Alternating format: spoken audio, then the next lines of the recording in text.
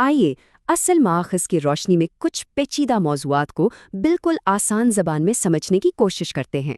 تو آئیے اسی گہرے سوال سے بات شروع کرتے ہیں۔ یہ سوال ہمیں سیدھا اسلامی علم الآخرت کی ایک بہت ہی پراسرار اور سچ کہیں تو دلچسپ شخصیت تک لے جاتا ہے۔ آج ہم خاص طور پہ ان حیرت انگیز معجزات کو دیکھیں گے جن کے بارے میں کہا جاتا ہے کہ دجال دکھائے گا۔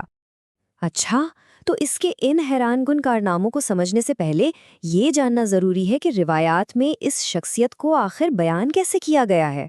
اس کا نام المسیح الدجال یعنی دھوکے باز مسیحا۔ یہ نام خود ہی سب کچھ بتا دیتا ہے۔ اس کا پورا مقصد ہی یہی ہے، ایک جھوٹے مسیحا کا روپ دھار کر انسانیت کو گمراہ کرنا۔ یہاں ایک دلچسپ بات یہ ہے کہ روایات میں اس کی پہچان کے لیے بہت ہی واضح جسمانی نشانیاں بتائی گئی ہیں۔ مطلب یہ نشانیاں ایک طرح سے ایک وارننگ ہیں تاکہ لوگ اس کے بڑے فریب کو پہچان سکیں۔ تو اب آتے ہیں اصل موضوع پر۔ وہ کون سے مخصوص معجزات ہیں جو وہ دکھائے گا؟ شروعات کرتے ہیں فطرت پر اس کے کنٹرول سے۔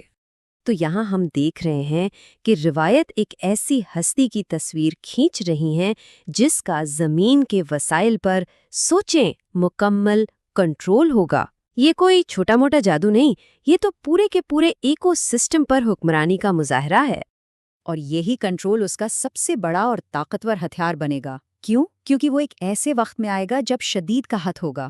اب ذرا سوچیں، جب لوگ بھوک اور پیاس سے بے حال ہوں تو جو کوئی بھی کھانا اور پانی لے کر آئے گا وہ تو ایک نجات دہندہ ہی لگے گا، ہے نا؟ لیکن بات صرف قدرتی دنیا تک محدود نہیں رہے گی۔ اس کی طاقت تو اس سے بھی کہیں آگے، یعنی زندگی اور موت کی اصل تعریف تک جا پہنچے گی۔ اور یہاں وہ اپنا سب سے بڑا معجزہ دکھائے گا، ایک انسان کو مار کر دوبارہ زندہ کرنا۔ روایات بتاتی ہیں کہ یہ کام وہ شیاطین کی مدد سے کرے گا۔ بس ایک لمحے کے لیے سوچیں کہ جب لوگ اپنی آنکھوں کے سامنے یہ سب ہوتے دیکھیں گے تو کیا ہوگا؟ یہ یقیناً ایمان کی سب سے بڑی آزمائش ہوگی۔ اچھا، اس کی ایک اور طاقت جو شاید سب سے زیادہ خطرناک اور سمجھنے میں مشکل ہے، وہ ہے حقیقت کو ہی الٹ دینا۔ یعنی جو چیز وہ انعام کے طور پر پیش کرے گا وہ اصل میں سزا ہوگی، اور جو چیز سزا جیسی لگے گی وہی اصل میں نجات ہوگی۔ یہ انتخاب کی ایک ایسی آزمائش ہے جہاں جو کچھ نظر آ رہا ہوگا وہ سب کا سب دھوکا ہوگا۔ لیکن ہر آزمائش کا ایک اختتام ہوتا ہے، اور روایات کے مطابق اس عظیم فتنے اور آزمائش کا بھی ایک واضح اور حتمی خاتمہ بتایا گیا ہے۔ اور یہیں سے کہانی اپنے انجام کی طرف بڑھتی ہے، ایک حتمی مقابلے کی طرف، جہاں دجال کا سامنا سچے مسیحا یعنی حضرت عیسیٰ علیہ السلام سے ہوگا۔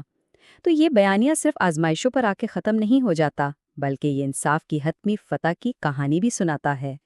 تو آخر میں یہ سوال ذہن میں آتا ہے کہ آخر اتنی بڑی آزمائش کا مقصد کیا ہے جس سے ہر نبی نے اپنی امت کو خبردار کیا؟